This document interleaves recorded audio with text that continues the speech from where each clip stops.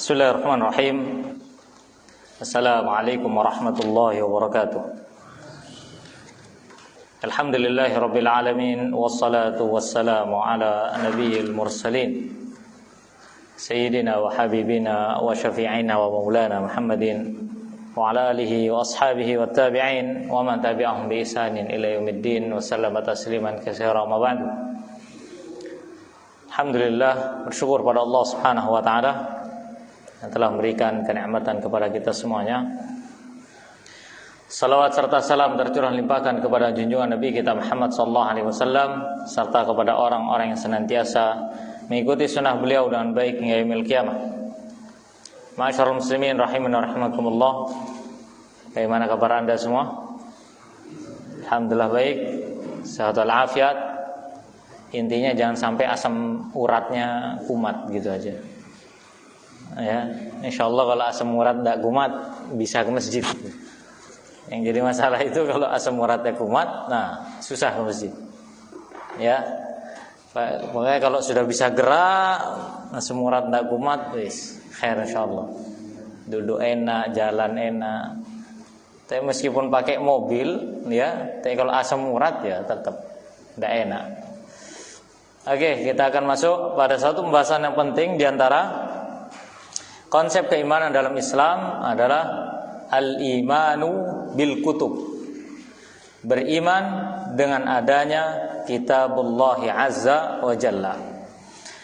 Ma'asyiral muslimin rahimani wa rahimakumullah, ini merupakan keyakinan Ahlus Sunnah wal Jamaah yang wajib diyakini oleh setiap muslim, setiap mukmin. Tidak boleh seorang mukmin mengingkari bahwasannya Allah Subhanahu wa taala menurunkan kitabnya kepada setiap hamba. Dan perlu kita ketahui bersama bahwasannya Allah Subhanahu wa taala telah menurunkan kitab tujuannya sebagai pedoman bagi kehidupan kita. Maka penulis di sini hafizallahu taala mengatakan wal imanu bil kutub yakni at-tasdiqu biha wa bima fiha minal huda wan nur. Yang pertama adalah at-tasdiq. Apa tasdiq? Mempercayainya. Harus percaya 100% dengan apa yang ada di dalam kitabullah azza wa jalla, baik dari sisi huruf dan maknanya. Bahwasannya di dalam kitab yang Allah turunkan itu terdapat petunjuk dan hidayah. Nah ini fungsi ya, Fungsi kitab yang Allah turunkan, kitab suci kepada manusia, Allah turunkan itu fungsinya adalah sebagai petunjuk. Sebagai petunjuk. Oleh karena Allah mensifati Al-Quran hudan linnasi wa bayyinatin minal huda wal furqan. Al-Quran itu sebagai petunjuk bagi manusia, ya, wa bayyinatin minal huda, dan penjelasan dari hidayah tersebut. Wal furqan sebagai pembeda antara kebaikan dan keburukan, kebatilan, ya, ketauhidan dan kesyirikan, kebid'ahan dan sunnah. Maka itu fungsi dari Al-Quran. Maka barang siapa yang tidak mengambil fungsinya dan tidak mendapatkan hidayah darinya, maka sesungguhnya ia adalah orang yang tersesat. Maka orang-orang yang paling tersesat, ya, adalah orang yang jauh dari Al-Quran, tidak mendapatkan petunjuk dari Al-Quran. Kenapa? Wa annallaha anzalaha ala rusulihi lihidayatil bashar. Karena Allah menurunkan semua kitab-kitab itu, termasuk Taurat, Injil, Zabur, ya, dan Al-Quran, merupakan hidayah bagi manusia. Terutama, ya, kitab-kitab suci yang telah Allah Subhanahu wa taala turunkan, baik Taurat, Injil ataupun Al-Quran. Kan kalau kita bahas, ya, kitab suci dalam Al-Quran itu atau yang Allah turunkan itu ada Taurat. Taurat turun kepada siapa? Nabi Musa. Kalau Injil, Nabi Isa. Kalau Zabur, Nabi Daud. Al-Quran kepada Nabi sallallahu alaihi wasallam. Adapun Nabi Musa dan Nabi Ibrahim ditambahkan, diturunkan kepada suhuf. Tahu suhuf ya? Suhuf itu lembaran-lembaran. Jadi enggak banyak gitu loh. Itu cuma lembaran-lembaran. Maka disebut suhufi Ibrahim wa Musa, suhufnya Ibrahim dan suhufnya Musa. Semua kitab ini disebut dengan kitabus samawi. Semua kitab ini disebut dengan kitabu as-samawi atau kutubus samawiyah. Kitab-kitab suci yang Allah turunkan dari langit. Yang mana empat-empatnya atau semua kitab, semua risalah berupa kitab, berupa suhuf yang Allah turunkan kepada para nabi dan rasul, jalannya satu. Paham ya sampai sini ya? Apa itu? Peribadatan kepada Allah Subhanahu wa taala saja dan tidak menyekutukan Allah dengan satu apapun. Paham sampai sini? Itu intinya. Dahulu Allah Subhanahu wa taala menurunkan kitab Zabur. Tujuannya agar supaya hamba Allah bertauhid. Allah menurunkan kepada kaumnya Nabi Musa alaihi salam berupa kitab Taurat agar supaya kaumnya bertauhid kepada Allah Subhanahu wa taala. Ya, meskipun Bani Israel kita banyak mendengar ayat Allah, mereka banyak melakukan pembangkangan dan kesyirikan kepada Allah Subhanahu wa taala. Nah, kemudian begitu pula ketika Allah menurunkan kitab Injil kepada Nabi Isa alaihissalam. Ini Injil yang asli loh ya, bukan Injil yang dirubah. Maka tujuannya agar supaya manusia mentauhidkan Allah Subhanahu wa taala dan tidak menyekutukannya dengan sesuatu apapun. Meskipun disekutukan dengan para nabi, meskipun Allah disekutukan dengan para malaikat, tidak ada. Loh Ustaz, tapi kok sekarang Injil penyembahannya kok belok? Harusnya kepada Allah tapi malah kepada Nabi Isa alaihissalam. Ya, ini kebiasaannya, kebiasaan mereka. Apa itu? Mereka membangkang terhadap apa yang Allah Subhanahu wa taala tetapkan dan Allah wajibkan kepada mereka. Lawang disuruh ibadah kepada Allah malah ibadah kepada Nabi Isa alaihissalam. Ya, oleh karenanya Allah berfirman, laqad kafara alladziina qalu innallaha salisu salasah. Sungguh telah kufur, telah kafir. Tidak apa-apa sebut kafir, memang bahasa begitu dalam Al-Quran. Ustadz jangan terlalu kasar, ya, biarin. Daripada antum dibilang domba tersesat. Ya, sudah domba tersesat pula, ya kan? Kayak tidak nemu kandang itu loh, Pak. Ya, bukankah itu lebih apa? Lebih buruk lagi itu permisalannya. Justru antum itu tersinggung kalau disebut wahai domba-domba yang tersesat. Nah, itu harus antum tersinggung. Dong kita jelas-jelas punya ibu bapak manusia semua dibilang domba tersesat.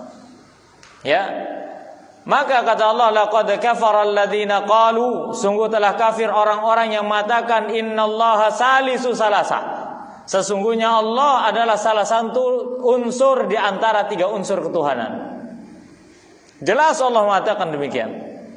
Artinya apa? Sebenarnya Allah menetapkan dirinya itu Maha Esa dan senantiasa mendakwahkan kepada umat manusia melalui Rasul dan kitabnya agar supaya menjadikan Allah Subhanahu wa taala zat yang Maha Esa. Cuman karena ada sebagian mereka dan sebagian besar mereka yang lebih memilih untuk mengikuti keyakinan yang salah berupa penyembahan kepada selain Allah Subhanahu wa taala, bahkan memasukkan dua manusia ini dijadikan sebagai sandingan Allah Subhanahu wa taala. Disandingkan dengan Allah Subhanahu wa taala. Jadilah mereka mengatakan ada Tuhan ini, Tuhan itu lagi. Disebut dengan 3 in 1. Betul kan? Trinitas. Bukan 3 in 1, tapi Trinitas. Ya, apa itu maksudnya? 3 sosok dalam satu konsep ketuhanan. Ya, dan ini merupakan akidah mereka yang tidak boleh kita tiru. Apa itu?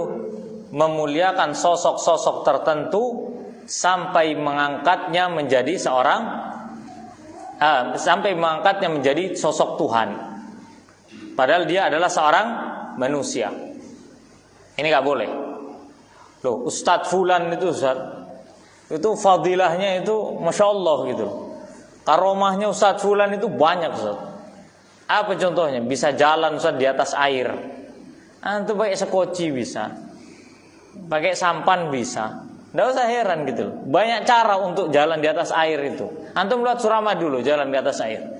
Ana sering tuh jalan di atas air. Ana juga sudah jadi wali murid karena anak sekolah. Apakah itu luar biasa? Tidak, itu biasa-biasa saja. Jangan melihat pada sisi keluar biasaan seseorang kemudian dinaikkan fadilahnya. Nggak boleh.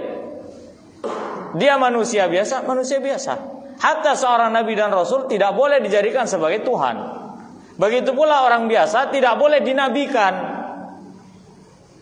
Ya, tidak boleh dinabikan. Semua omongannya diikuti. Mau salah ataupun benar diikuti. Apalagi rata-rata salah semua omongannya. Diikuti. Ustadz, dia tokoh besar. Terkenal ustadz di dunia. Betul nggak? Apalagi yang barusan wafat itu. Tahu kan antum? Tokoh dunia yang barusan wafat. Nah, luar biasa, banyak yang memuji. Apalagi mantan-mantan pengikutnya yang dalam hatinya masih ada apa? Rasa cinta kepada tokoh ini. Ya, rasa cinta dipuji, diposting. Ustaz, kan boleh kita itu at-tarahum kepada ahli bidah. Syekh rahimahullah taala mengatakan at-tarahum kepada ahli bidah itu diperinci. Pertama, kalau kebid'ahannya itu mukaffirah, pernah berfatwa kepada suatu kebid'ahan yang kufur, maka nggak boleh ditarahum. Sebagai bentuk peringatan kepada manusia akan bahayanya orang ini. Hatta sudah mati.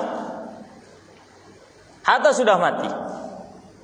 Ya, kalau seandainya dia berfatwa dengan kebid'ahan yang mengeluarkan pelakunya dari kekufuran, atau dia mengucapkan kebid'ahan tapi manjurkan manusia berbuat kebid'ahan, tapi itu kebid'ahan yang kufur atau ucapannya kufur, tidak boleh tarahum, karena dia ahli bid'ah yang menuju kepada mukaffirah. Kebid'ahannya menuju kepada jalan kekufuran. Tapi kalau bid'ah biasa boleh. Ya, boleh kita mengatakan rahimahullah segala macam, tidak masalah. Tapi kalau mukaffirah, nah itu. Tapi luar biasanya karena dia dianggap tokoh dunia, banyak yang memuji. Insyaallah. Antum nggak tahu kan fatwanya gimana? Bahkan ada fatwanya mengatakan seandainya Rasulullah diutus di zaman sekarang, niscaya dia akan tunduk patuh kepada NATO. Lucu gitu loh. Fatwa yang lucu gitu. Masa ya Rasulullah akan tunduk kepada tentara? Kan tidak mungkin. Ya. Masa ya Rasulullah diutus akan tunduk kepada umat? Tidak. Rasulullah diutus agar supaya umat ini tunduk kepada beliau. Belum lagi fatwanya yang menghalalkan musik. Ya kan? Iya. Belum lagi fatwa-fatwa yang membolehkan membunuh diri. Belum lagi fatwa-fatwa khawarijnya. Ya. Maka ini banyak sekali. Dan luar biasanya, karena dulu pernah mengidolakan, memuliakan, pada saat wafatnya akhirnya ditangisi. Maka ini tidak boleh. Ini peringatan buat kita semua, jangan latah dalam bermanhaj. Kita ini harus belajar lagi manhaj itu seperti apa, mana yang boleh, mana yang nggak boleh. Bahkan ada yang mengatakan kepada anak sendiri, Ustadz, kenapa kok nggak boleh at-tarahum? Ya, orangnya lo sudah wafat, Ustadz, nggak perlu disebut bagaimana keburukannya. Masalahnya ini bukan keburukan pribadi. Kalau orang yang sudah wafat ada keburukan maksiat pribadi, nggak boleh antum muka. Tapi masalahnya fatwanya ini tetap ada dan banyak buktinya, banyak orang yang mengambil fatwanya. Betul nggak? Contoh apa? Musik. Oh, berkata Syekh, ya kan? Musik itu halal. Siapa mengatakan? Syekh. Anda kalau nyebut tanda ini betul. Iya enggak? Iya. Apakah orang yang mengatakan musik halal itu tidak bersandar kepada beliau? Bersandar. Cukup itu dikatakan sebagai ahli bidah ketika dia menghalalkan sesuatu yang Allah haramkan. Itu cukup. Itulah bahayanya.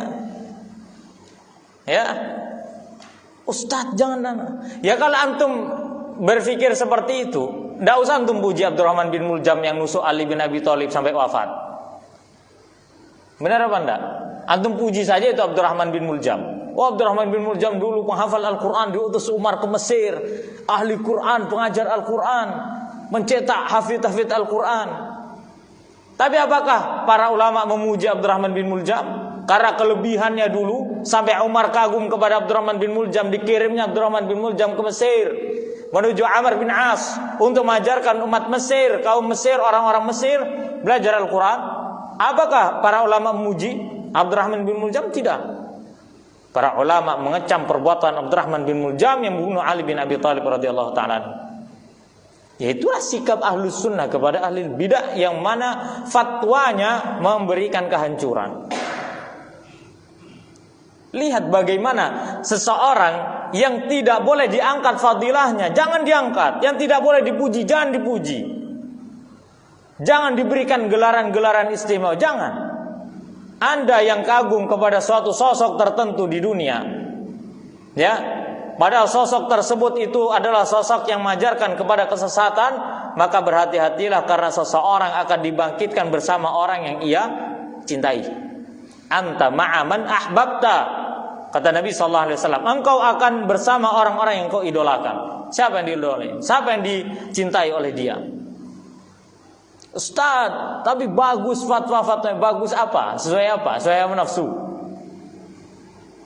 Oleh karenanya Syekh Shalih Fauzan hafizahullah ta'ala pun memberikan peringatan kepada umat akan bahayanya sosok ini. Begitu pula Syekh Utsaimin rahimahullah, begitu pula Syekh bin Baz, begitu pula Syekh Albani rahimahullah ta'ala memberikan peringatan manusia agar tidak mengambil ilmu darinya. Ini sudah cukup buat kita.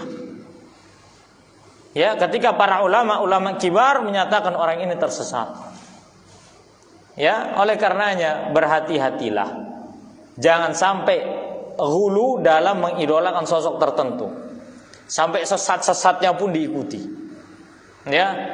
Apalagi kalau sudah fanatik golongan-golongan tertentu. Waduh, sudah. Ya. Apalagi kalau sudah masalah yang berkaitan dengan khawarij, pergerakan, gerakan harokiyah contohnya, betul nggak? Nah, iya. Lo kadang kalau orang yang ikut-ikut haroki, kalau ditanya haroki itu apa sih, nggak ngerti. Kalimat haroki itu artinya pergerakan. Ya, apalagi yang gerakan-gerakan seperti itu, masya Allah pasti dipuji nih. Sosok ini pasti dipuji, pasti itu. Ya, dipuji begini begitu. Kenapa? Karena sejalan. Padahal ini tidak sesuai dengan sunnah. Ingat ya, kalau ngaji sama anak jangan baper-baperan loh. Jangan ada yang kebawa perasaan, kok ustadz kok ngini kok anu, ya enggak apa-apa silahkan. Ya, perasaannya kok enggak enak ini. Kok ustadz anu yo, ya memang gini, gitu loh. Ya, kita jelaskan kepada umat adalah perkara-perkara yang memang sudah jelas. Ya.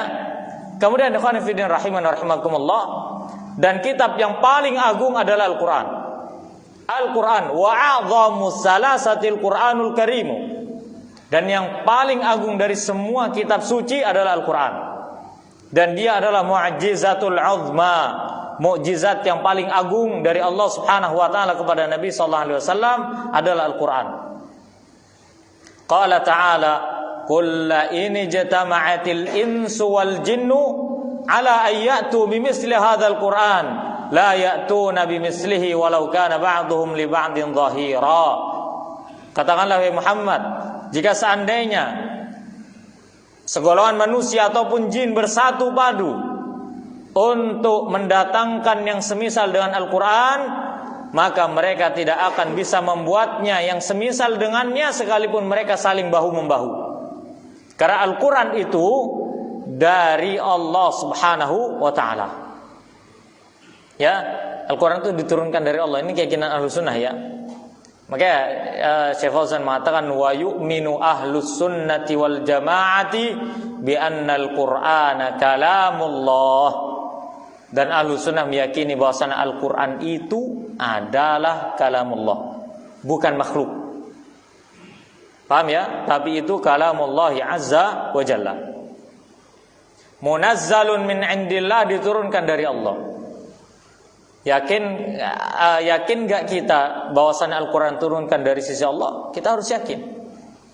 Nah, oleh karenanya ketika seorang mengatakan bahwasannya Al-Quran itu diturunkan dari sisi Allah, otomatis juga dia harus meyakini bahwasannya zat yang menurunkan Al-Quran ada di atas. Namanya turun dari atas ke bawah.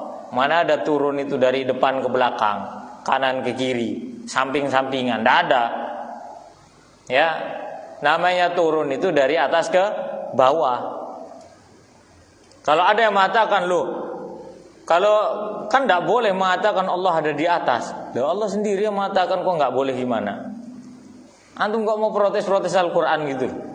Ya tidak apa-apa, silahkan, gitu.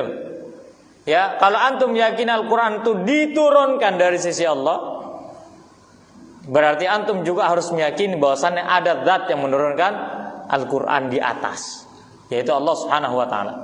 Kalau antum tidak meyakini bahwasannya Al-Quran diturunkan dari sisi Allah, kufur antum. Itu aja pilihannya. Enak yang ngaji tauhid itu gitu, hitam-hitam putih-putih, gitu loh, tidak ada yang abu-abu. Nah, siapa yang mengatakan bahwasannya Al-Quran tidak diturunkan dari sisi Allah, kufur dia. Terus dari mana? Nyebar gitu, bisikan alam? Enggak, semuanya dari Allah Subhanahu wa ta'ala. Diutuslah malaikat Jibril untuk membawa ayat-ayat Al-Quran. Sampailah kepada Nabi SAW ayat-ayat Al-Quran, dibacakan kepada beliau. Maka jadilah Al-Quran merupakan kalamullah azza wa jalla dan ijma' para ulama. Ya, oleh karena dahulu para ulama itu sampai difitnah, sampai disiksa. Karena sebab apa? Menyatakan bahwa Al-Quran itu adalah kalamullah. Seperti Imam Ahmad bin Hanbal. Imam Ahmad bin Hanbal ini kenapa disebut Imam Ahlus Sunnah? Bukan berarti yang lain bukan Imam Ahlus Sunnah. Semua Imam Ahlus Sunnah. Kenapa? Karena Imam Ahmad ini dalam sejarah hidupnya adalah seorang imam yang memiliki, yang mendapati siksaan yang paling berat. Di antara ketika fitnah Al-Quran adalah makhluk. Sebagian besar, ya, pembesar saat itu mengatakan karena terpengaruh pemikiran Mu'tazilah atau Mu'tazilah, ya. Jadi Mu'tazilah itu suatu sekte, golongan sesat yang dibuat oleh Wasil bin Atha, ya, ketika ia membelot atau tidak mengikuti majelisnya Hasan Al-Basri rahimahullah ta'ala. Jadi Hasan Al-Basri punya musuh. Musuhnya dari siapa? Muridnya sendiri, gitu loh, ya. Dan Wasil bin Atha ini mendirikan sekte disebut Mu'tazilah, meyakini bahwasannya Al-Quran itu adalah makhluk, baik secara hurufnya ataupun maknanya. Adapun ahlu sunnah mengatakan Al-Quran adalah kalamullah, baik secara hurufnya ataupun maknanya. Allah berfirman sesuai dengan kemampuannya, sesuai dengan keinginannya. Tugas makhluk bukan mengurusi Allah Subhanahu wa ta'ala. Ya. Kemudian ma'asyiral muslimin rahiman rahimakumullah, begitu pula dengan keyakinan Jahmiyah, sama seperti Mu'tazilah ini, yang mereka meyakini bahwasannya orang yang membaca Al-Quran, bahwasannya Al-Quran itu adalah makhluk, semuanya, baik hurufnya ataupun maknanya. Dan ini keyakinan sesat yang ada di zaman Imam Ahmad bin Hanbal. Sehingga pada saat Imam Ahmad bin Hanbal ditangkap, disuruh untuk mengatakan Al-Quran adalah makhluk, Imam Ahmad tetap kokoh di atas manhajnya, tetap kokoh di atas keyakinannya. Ya, akhirnya Imam Ahmad dipenjara, kemudian setiap pagi dicambuk 80 kali. Itu sarapannya itu. Dicambuk 80 kali. Agar supaya apa? Mengakui bahwasanya Al-Quran itu makhluk. Beberapa bulan beliau di penjara itu. Setiap hari Imam Ahmad di penjara itu didudukkan dengan seorang tukang debat itu loh, ahli debat itu, untuk berdebat dengan Imam Ahmad. Imam Ahmad memegang telinga dan mengatakan, jangan kau pergi dirimu, jangan kau sampaikan apapun dari dari ucapanmu itu, keyakinanmu jangan. Karena saya nggak mau syubhat itu terdengar oleh telinga saya. Lihat Imam Ahmad, lu bayangin, sekelas Imam Ahmad takut terkena syubhat. Nah, kalau kita penasaran sama syubhat, coba. Emang yang tadi Anda sebutin tuh, mungkin diantara emang sesatnya apa ya? Didengerin, nyantol syubhatnya. Padahal Imam Ahmad tidak mau itu. Makanya hati-hati terhadap perkara syubhat. Tidak usah didengerin. Kalau ada ustadz-ustadz yang memang tidak meyakinkan masalah manhaj, tidak usah didengerin. Dia ustadz yang tenar, udah biarin. Yang patokan kebenaran tenar tidak tenar. Ya, kalau seperti itu ya sudah, pelawak saja itu lebih benar berarti. Kalau patokannya tenar nggak tenar. Ya, oleh karena berhati-hati dalam masalah mendengarkan ceramah. Ya, mendengarkan tausiah itu harus hati-hati. Jangan sampai apa yang kita dengarkan justru mengandung syubhat. Yang halal jadi haram, yang haram jadi halal, segala macam seperti itu. Ustaz banyak pengikutnya. Ya, biarkan banyak pengikut tidak menjamin seseorang itu benar. Nah, jika seandainya banyak pengikut itu patokan kebenaran, niscaya yang Allah menangkan di perang Badar itu orang Quraisy. Betul kan? Iya, kenapa? Orang Quraisy jumlahnya 1000 lebih. Sedangkan Nabi hanya 300 orang. Jika seandainya patokan kebenaran itu adalah tentang jumlah, niscaya yang menang saat itu adalah orang Quraisy di perang Badar. Tapi justru Allah Subhanahu wa taala menolong Nabi sallallahu alaihi wasallam sekalipun jumlahnya sedikit. Ya, seperti itu. Imam Ahmad tidak mau mengakui. Akhirnya terus dicambuk sampai yang nyambuk ini bosan sendiri yang hukum. Akhirnya nyerah untuk menghukum Imam Ahmad yang kokoh di atas manhaj Ahlus Sunnah wal Jamaah. Bahkan Imam Ahmad mengatakan Al-Quran kalamullah ghairu makhluk munazzalun min indillah minhu bada'a wa ilaihi ya'ud. Kata Imam Ahmad mengatakan Al-Quran adalah kalamullah, bukan makhluk. Ya, Al-Quran adalah kalamullah, bukan makhluk. Diturunkan dari sisi Allah. Dari Allah lah Al-Quran itu dimulai. Dan Al-Quran itu kelak akan kembali kepada Allah Subhanahu wa ta'ala. Apa makna Al-Quran akan kembali kepada Allah? Yaitu Allah akan mencabut Al-Quran dan mengangkat Al-Quran dari hati-hati manusia. Di antaranya adalah mewafatkan para ulama dulu yang paham Al-Quran, diwafatin. Ulama-ulama kibarnya. Ya, kemudian para penghafal Al-Quran diwafatkan. Nah, sehingga orang-orang yang hidup saat itu adalah orang-orang yang tidak mengenal Al-Quran. Atau para ulama mengatakan dengan diwafatkannya semua orang mukmin, diutusnya angin yang sangat dingin yang mewafatkan setiap orang-orang yang dalam hatinya ada keimanan. Ketika orang mukmin itu sudah wafat, maka Al-Quran telah diangkat oleh Allah Subhanahu wa ta'ala, sehingga yang hidup di dunia saat itu di akhir zaman adalah orang-orang yang kafir, yang tidak mengenal Allah, Rasulnya dan Al-Quran. Pantas Nabi SAW mengatakan, ya, makhluk yang manusia yang paling buruk adalah manusia yang menjumpai hari kiamat. Ya, jadi nggak usah ngarepin anak pengen nyaksikan hari kiamat, Ustaz. Nggak usah. Ya, kenapa? Karena itu adalah makhluk yang paling buruk kata Nabi SAW.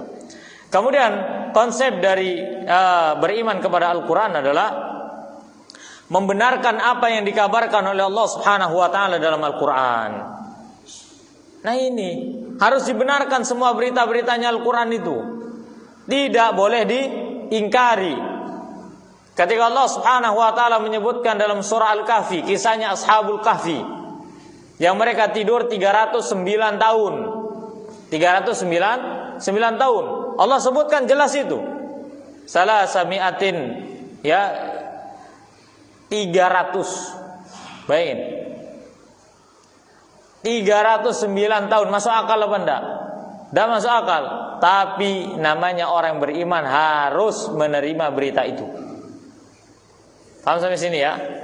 Enggak boleh masa iya Ustaz. Bukan masalah masa iya, beriman atau tidak. Kisah-kisah Nabi terdahulu, para Rasul terdahulu beserta kaumnya harus diimani. Setiap kabar tentang sifat-sifat surga dan neraka harus diimani, harus dipercaya. Tidak boleh mengingkari apapun di dalam Al-Quran. Bahkan para ulama mengatakan siapa yang mengingkari satu huruf dari Al-Quran, maka ia telah kufur kepada Allah Subhanahu wa ta'ala. Makanya hati-hati, jangan sampai diingkari. Ustaz, apakah ini semua masuk akal? Masalah masuk akal dan masuk akal antum masukin. Kenapa? Karena tugas kita adalah beriman kepada Allah Subhanahu wa taala. Ketika ada kisahnya Nabi Yunus alaihissalam ditelan oleh ikan paus, maka tugas kita adalah mengimani. Tidak boleh yang namanya mengingkari. Ya, kemudian di antara konsep beriman kepada kitabullah adalah membaca dan mempelajarinya, membaca huruf-hurufnya. Sudah baca Quran hari ini? Tidak jawab, belum berarti. Ya, atau sudah Ustaz, cuman anak tidak mau riya. Oh iya, tidak apa-apa, tidak usah riya. Ya, tapi antum mengatakan saya tidak mau riya, itu dari riya. Nah, seperti itu. Jangan pernah lupakan Al-Quran, sedikit pun. Al-Quran itu pedoman buat kita. Yahdi lillati hiya aqwam. Hidayah bagi orang-orang yang mau mengambil hidayah yang paling lurus itu Al-Quran. Tinggal kita ini mau apa enggak gitu loh. Coba bayangin ya, gimana perjuangan Nabi SAW diturunkan Al-Quran. Kemudian setelah itu ternyata umatnya tidak mau membaca Al-Quran. Padahal kata Nabi SAW, man qara'a harfan min kitabillah falahu hasanah wal hasanatu bi'asyri amsalihha. Orang-orang yang baca Al-Quran satu huruf, dia akan dapat satu kebaikan. Dan satu kebaikan akan dilipat gandakan menjadi 10. La aqulu alif lam mim harfun. Saya tidak mengatakan alif lam mim itu satu huruf. Walakin alifun harfun, walamun harfun, wa mimun harfun. Alif satu huruf, lam satu huruf, mim satu huruf. Itu sudah 30 itu. Sudah dikasih iming-iming pahala lu, enggak dibacanya juga. Ya, iya. Coba rutinkan menghatamkan Al-Quran 3 bulan sekali. Atau wis paling banter itu, bukan paling banter ya, paling paling lambat itu wis 1 tahun sekali. Minimal di bulan Ramadan lah, Ramadan pokoknya gini aja. Kalau antum Ramadan Ramadan kemarin, banyak kan diantara kita yang tidak selesai hafalan Quran ya. Wah, jangankan hafalan terlalu berat, bacaan Quran banyak kan yang belum selesai kan. Ini sekarang udah bulan Rabiul Awal, bentar lagi Rabiul Awal, Rabiul Akhir, Jumadil Ula, Jumadil Akhir, Rajab, Sya'ban, Ramadan, kurang 7 bulan. Emang pas berapa bulan? 5 bulan kemarin sudah selesai belum Qurannya? Belum, benar kan? Apa? Orang yang nggak bisa menyelesaikan Al-Qurannya di dalam bulan Ramadan nggak bakal bisa menyelesaikan bacaan Qurannya di luar Ramadan. Bayangin, di momen yang pas saja dia nggak bisa memanfaatkan, apalagi yang bukan tidak dianggap momennya. Tapi seorang muslim itu harus menganggap setiap hari adalah momen untuk membaca Al-Quran. Paling rajin coba sunnahnya itu menghatam Al-Quran paling rajin itu sebulan sekali. Bukan pas Ramadan, untuk sebulan sekali. Bulan Rabiul Awal target selesai.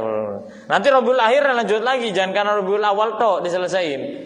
Ya, anak hatamin Ustaz. Kenapa Rabiul Awal? Emang kenapa gitu?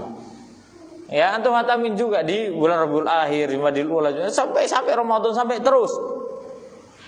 Ingat, pahala kita ini akan dicatat oleh Allah Subhanahu wa taala. Ya, jangan pernah meninggalkan Al-Quran. Baca, pahami maknanya, pelajari tafsirnya. Itu aja. Baca, pelajari cara bacanya, tajwidnya, tahsinnya. Di sini loh sudah ada Ustaz Muhammad tentu. Sudah masya Allah, sudah ahli tajwid loh. Nggak diambil ilmunya. Wallah rugi. Antum mau jawab apa di hadapan Allah coba? Sudah ada yang mau ngajarin, tapi kita nggak mau belajar. Iya, Ustaz. Kalau bahasa Madura apa? Legere kabi. Sudah apa namanya? Lidah ini udah kaku semua, sudah lidah ini Ustaz. Kalau dilipat-lipat tuh malah patah-patah Ustaz. Bukan lagi luas gitu, enggak, patah-patah itu sudah.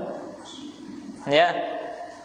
Yang jadi titik permasalahan itu bukan masalah luas ndak luasnya. Itu wis fadlullah itu yu'tihi may yasha. Ya, yang jadi masalah itu adalah kita mau apa ndak mau. Itu aja.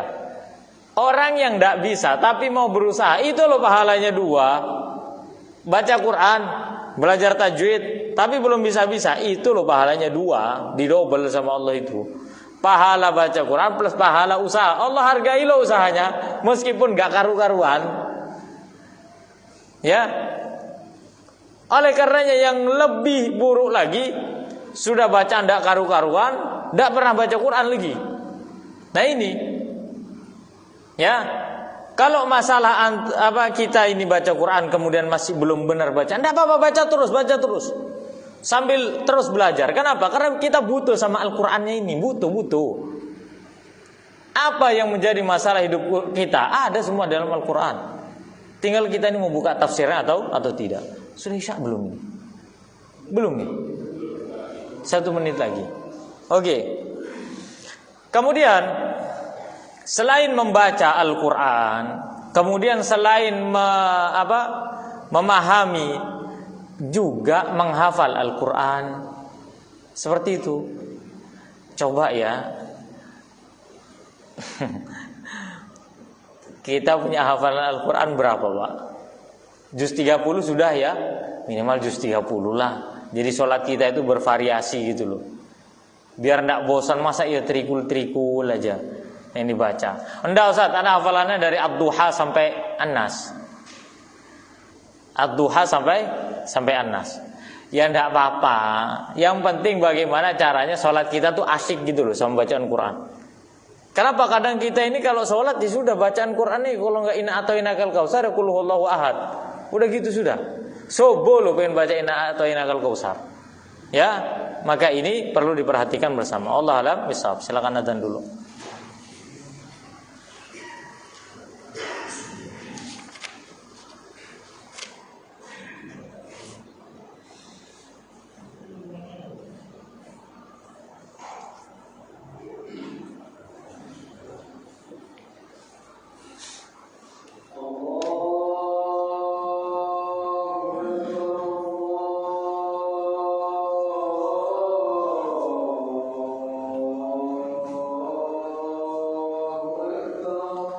Allah.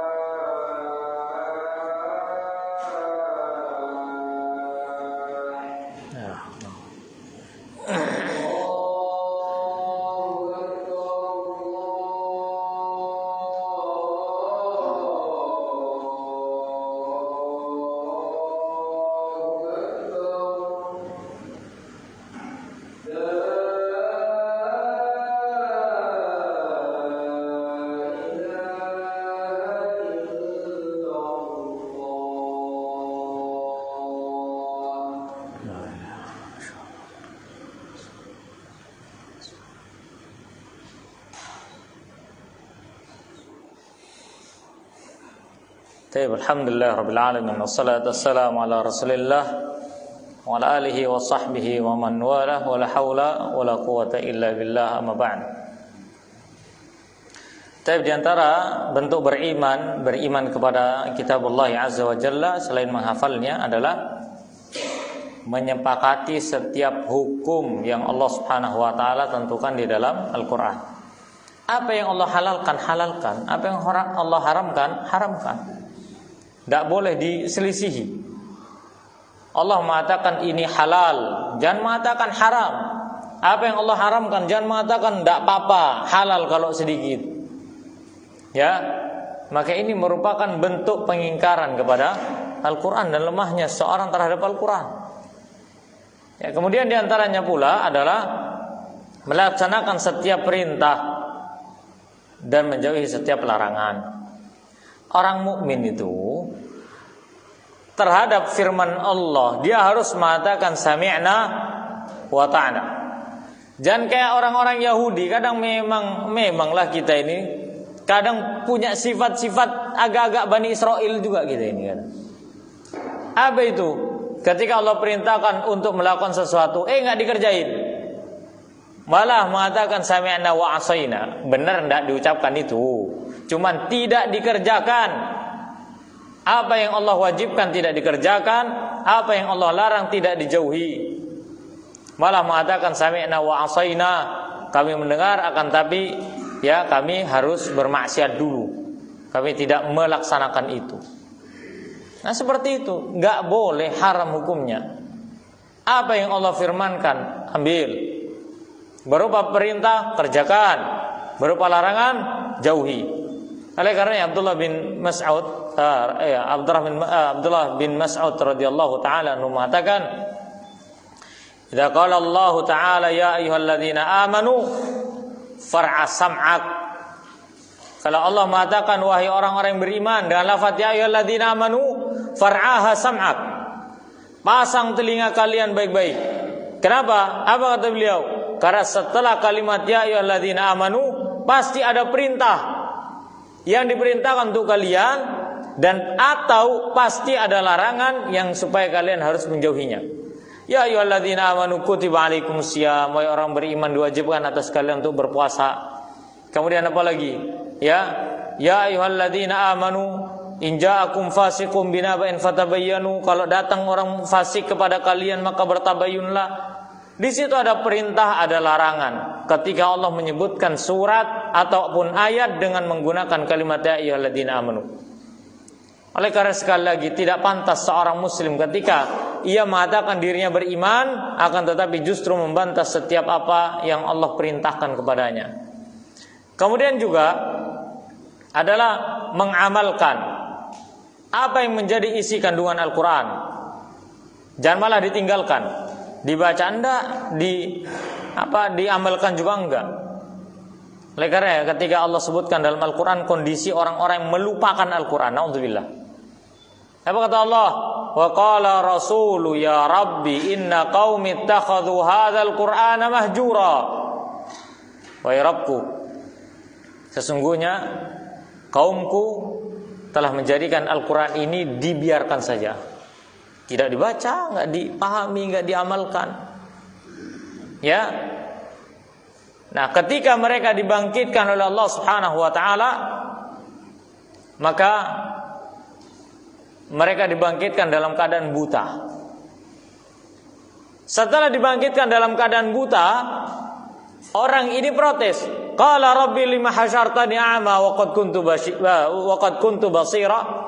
Kenapa engkau jadikan aku buta ya Allah sedangkan dahulu saya orang melihat? Apa kata Allah?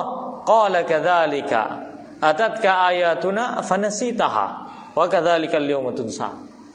Ya begitulah dulu kan kamu ketika kamu diberikan ayat-ayat Allah kamu lupakan, kamu tinggalkan. Dan hari ini kamu akan dilupakan. Karena dulu melupakan Al-Quran. Ya, kemudian yang terakhir di antara ya beriman kepada Al-Quran, kepada kitabullah adalah berdakwah dengan menggunakan ilmu yang bersumber dari Al-Quran dan Sunnah. Bukan dakwah di atas cerita, karangan-karangan, khurafat-khurafat. Tapi dakwah yang benar adalah dakwah yang berdasarkan Al-Quran. Kalau dakwah itu adalah qala Allah, qala Rasul, qala sahabat, ini dakwah yang benar. Tapi kalau dakwahnya itu adalah dakwah yang tidak berisi qala Allah, kebanyakan cerita ngelantur ke sana kemari. Wow, betul kan? Iya, apalagi kalau sudah masalah TBC, tahayul, bid'ah dan khurafat. Wow, sudah. Itu sudah di luar nalar sudah. Kalah mukjizatnya Nabi itu kalah. Ya, kalau dengar khurafat itu, luar biasa. Ada yang 33 tahun tidak tidur, ada yang begini, ada sampai mikir Rasulullah aja ya tidur loh. Maka sampai banyak hadisnya kan yang menunjukkan doa mau tidur, doa bangun tidur, posisi tidurnya Nabi bangun itu gimana, beliau bangun tidur itu seperti apa, menunjukkan Nabi itu tidur. Kok bisa ada yang luar biasa, saking masya Allahnya ya tidak tidur selama puluhan tahun. Ya, apalagi ada yang begini, naudzubillah, jangan percaya. Setiap dakwah yang berisi khurafat bukanlah dakwah yang barokah. Bukan dakwah yang barokah. Apalagi yang namanya khurafat itu ya cerita-cerita dusta. Ya. Apalagi kalau khurafat itu berasal dari mimpi-mimpi dusta. Makanya para ulama mengatakan sebagian besar bentuk kebid'ahan dan amalan baru itu rata-rata dari kepercayaan manusia terhadap mimpi-mimpi tidurnya. Ada mimpi ketemu ini sudah percaya, diamalinnya. Anak didatangi Ustaz sama malaikat Jibril di tidur, sampai ada kan hadis apa itu? Iya, dapat gahwah. Ya. Hadisu gahwah. Asaru gahwah. Ya. Siapa yang gahwah ada di tenggorokannya, maka akan diampuni dosanya selama masih ada. Ya udah antum habis minum kopi seharian wis ganti air putihnya itu sama kopi. Kan gitu kan? Iya. Lah kasihan lah yang enggak minum qahwa kan jadinya kasihan karena enggak ada fadilah teh gitu. Jamu-jamu enggak ada. Ya jamu helbe enggak ono, Pak. Kenapa? Karena bukan qahwa. Itulah antum berhenti jadinya harus minum jamu helbe. Kenapa? Bukan qahwa, enggak ada fadilahnya. Apa seperti itu? Tidak. Ya, pokoknya aneh-aneh sudah. Setiap dakwah yang seperti itu tidak ada yang namanya keberkahan. Kenapa? Isinya kedustaan. Seorang yang berdakwah dituntut oleh Allah Subhanahu wa taala berada di atas Al-Qur'an dan Sunnah. Ud'u ila sabili rabbika bil hikmat. Ud'u ila sabili rabbik. Ila sabili rabbik, di atas jalan Allah yaitu Al-Qur'an dan Sunnah. Ya. Makanya tidak boleh seseorang mengatakan sesuatu kecuali sumbernya dari Al-Qur'an dan Sunnah.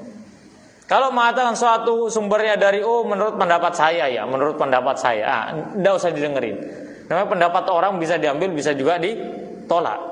Adapun Al-Qur'an dan sabda Nabi sallallahu alaihi wasallam, maka tidak ada yang boleh menolaknya. Karena Al-Qur'an dan sabda Nabi adalah ucapan yang paling benar. Fa inna asdaqal hadisi kitabullah. Sebaik-baik dan sebenar-benarnya ucapan adalah kitabullah. Wa khairul huda Muhammadin sallallahu alaihi wasallam. Wallahu a'lam bishawab. Insyaallah di pertemuan berikutnya kita akan bahas beriman kepada para rasul Allah Subhanahu wa taala. Wallahu a'lam bishawab. Subhanakallahumma rabbana bihamdika, asyhadu an la ilaha illa anta, astaghfiruka wa atubu ilaik. Wassalamualaikum warahmatullahi wabarakatuh.